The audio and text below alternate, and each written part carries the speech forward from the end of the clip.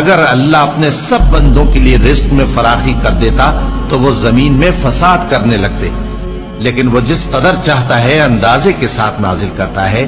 بے شک وہ اپنے بندوں کو جانتا ہے، دیکھتا ہے، اور وہی تو ہے جو لوگوں کی نا امید ہو جانے کے بعد میں برساتا اور اپنی رحمت یعنی بارش کی برکت کو پھیلا دیتا ہے، اور وہ کارساز ہے، لائق حمد و ثنا ہے۔